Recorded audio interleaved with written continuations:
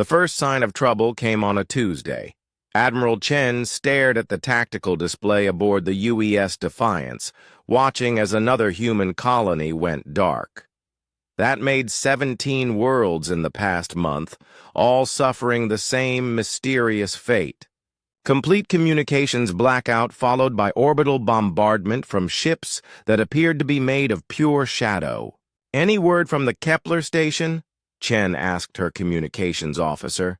Lieutenant Rodriguez shook his head, sweat beading on his forehead despite the ship's climate control. "Nothing, Admiral. It's like they never existed. The enemy had a simple but devastatingly effective strategy. They would arrive in a system, deploy some kind of subspace interference field that rendered all human communication technology useless, then systematically destroy every human installation while the isolated defenders couldn't call for help or coordinate their defense. Humanity's greatest strength had always been their ability to adapt, communicate, and work together across vast distances. Take that away, and they became sitting ducks." Dr. Sarah Kim burst onto the bridge, her usually pristine lab coat wrinkled and stained with coffee. As the fleet's chief xenotechnology specialist, she'd been working around the clock to find a solution to their mysterious attackers. "Admiral, I think I know what we're dealing with," she announced breathlessly. "The interference pattern suggests they're from the Void Nexus, a region of space where normal matter barely exists. Their ships phase in and out of our reality, which is why our sensors can barely track them." "Can we fight them?" Chen asked bluntly. "Not conventionally, but I have an idea. It's completely insane, violates about 12 interstellar treaties, and might destroy half the solar system." Chen raised an eyebrow. "I'm listening." Dr. Kim activated the holographic display, showing a three-dimensional model of the Sol system. "The enemy's jamming technology works by creating subspace resonance cascades. It's incredibly sophisticated, but it has one weakness. It requires a stable dimensional anchor point to maintain the interference field. Meaning if we could create a massive enough gravitational disturbance, we could shatter their anchor points across multiple star systems simultaneously." Chen studied the display. "What kind of gravitational disturbance?" Dr. Kim pointed to the glowing sphere at the center of the system. "We turned the sun into a directed energy weapon. The plan was audacious even by human standards. Using a network of gravitational manipulation satellites, they would create a controlled solar flare. Not just any flare, but a precisely targeted coronal mass ejection that would carry encoded information across interstellar space."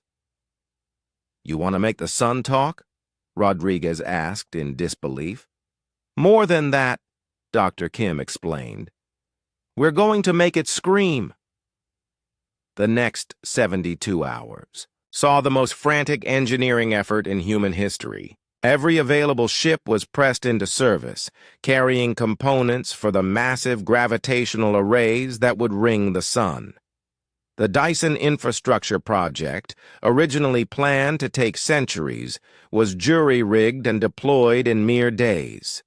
Captain Martinez of the Engineering Corps watched as construction mechs worked in shifts around the clock, their operators pushed to the limits of human endurance.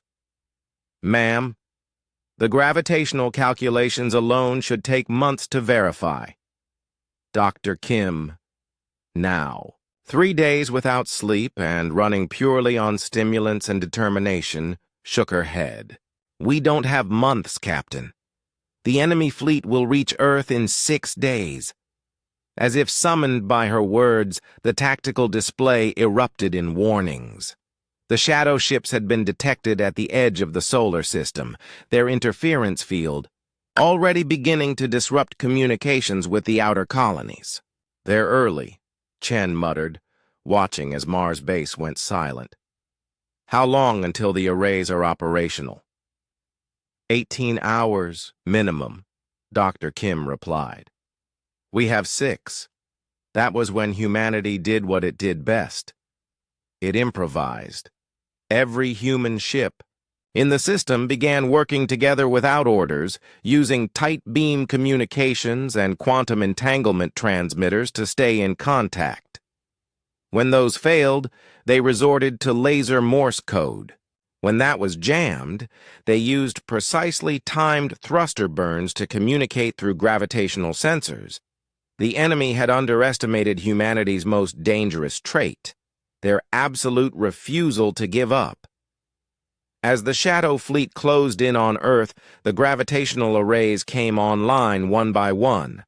The Sun, humanity's oldest companion, began to respond to their touch.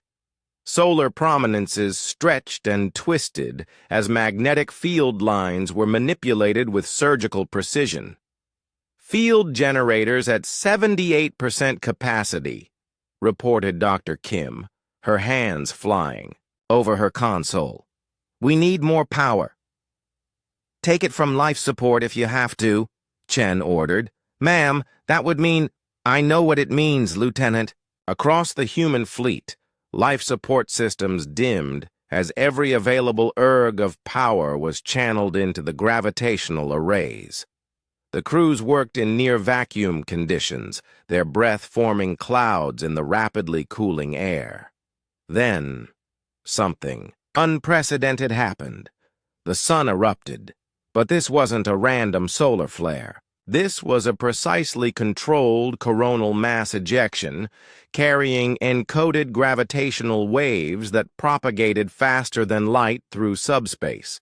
The message was simple, transmitted simultaneously to every human colony, every ship, every outpost, across the galaxy.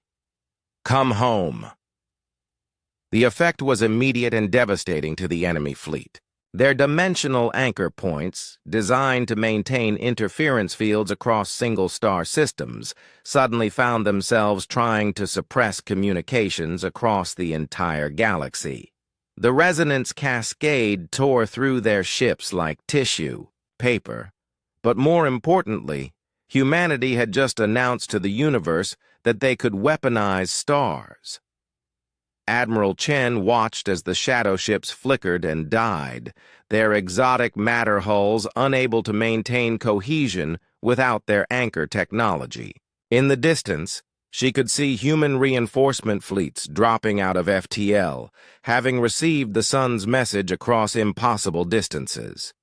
Dr. Kim collapsed into her chair, exhausted but triumphant. Admiral, we're receiving responses from colonies we thought were lost. The interference is gone. All of it? Every jammer in a 50-light-year radius just went offline simultaneously. Chen nodded slowly, then activated the fleet-wide communications channel. This is Admiral Chen. To all human forces, the enemy wanted to silence us. Instead, we taught the stars themselves to speak. She paused, looking out at the burning wreckage of the Shadow Fleet. Let this be a lesson to anyone else who wants to try. Humanity doesn't just adapt to the universe, we make the universe adapt to us. In the years that followed, the Battle of Seoul would be remembered not just as a military victory, but as the moment humanity announced its true place among the stars. They had turned their own sun into a weapon, coordinated a galaxy-spanning counterattack, and done it all in less than a week, because that's what humans do. When faced with the impossible, they don't just find a way, they find a better way.